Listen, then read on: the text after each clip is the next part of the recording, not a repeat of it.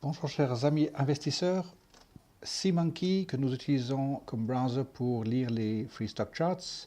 Mardi passé, nous avons travaillé sur plusieurs sociétés pour faire des analyses techniques et je voulais vous présenter une manière d'agrandir votre fenêtre pour que ce soit bien lisible. Vous avez remarqué qu'avec SeaMonkey, vous perdez au moins 5 cm le haut de l'écran.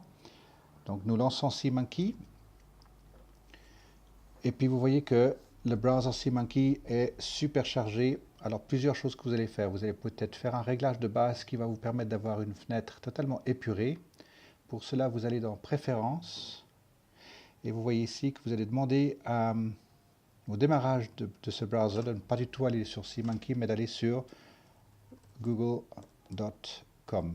Google.com, vous l'écrivez comme ça, il n'y a rien d'autre à faire. Vous fermez la fenêtre contextuelle. Et puis, vous pouvez relancer le browser comme ceci. Vous verrez la différence. Voilà, vous avez une fenêtre totalement épurée avec le moteur de recherche Google ici. Et puis, Unmelden, vous ne remplissez pas vos données Gmail. Laissez-le comme ceci puisque vous n'utilisez que pour Free Stock Charts. Que nous allons mettre ensemble. FREE, Free Stock.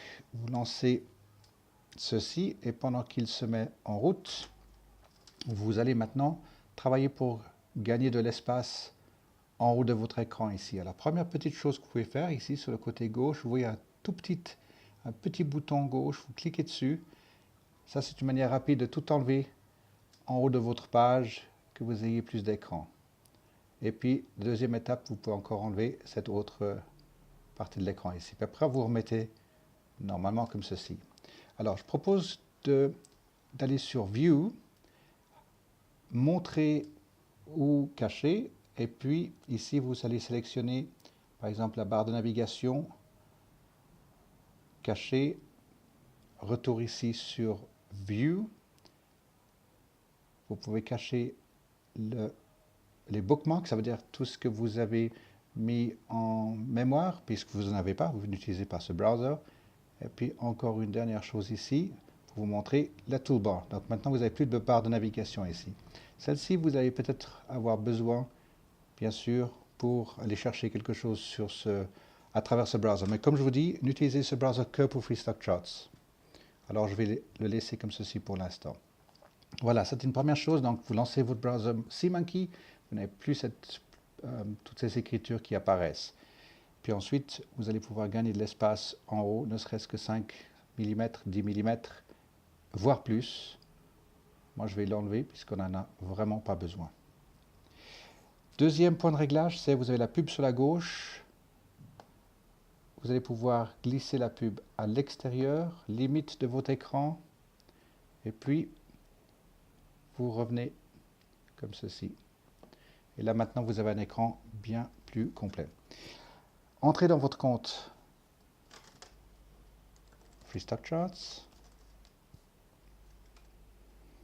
Et puis la troisième chose que je voulais vous montrer, c'est d'optimiser les trois fenêtres que vous avez ici, bougie, Stochastics et puis MACD. Régler avec la ligne fine ici, la grise, vous pouvez effectivement écraser, etc. Alors n'écrasez pas trop, que ce soit lisible.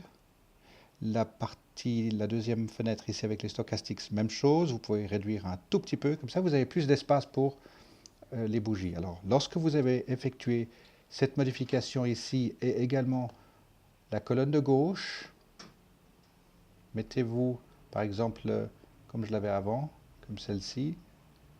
Il suffit de voir les tickers sur le gauche. Voilà, une fois que vous avez déterminé que ce réglage est bon pour vous, n'oubliez pas sauvegarder ce fichier qui est à vous ici. Alors le vôtre, il a peut-être votre nom, base, club, ce que vous voulez. Cliquez là-dessus et ce sera sauvegardé. La prochaine fois que vous allez ouvrir la fenêtre, vous allez toujours trouver ce réglage comme ceci. Puis ensuite, ce que vous rajoutez comme texte, ça ne change pas. Si je marque ici texte, pardon, je ne suis pas dessus. Voilà, texte. Ou bien si vous dessinez une ligne de tendance, etc. Ça, il n'y a pas besoin de sauvegarder, il le gardera instinctivement pour vous. Voilà pour ces réglages. À très bientôt.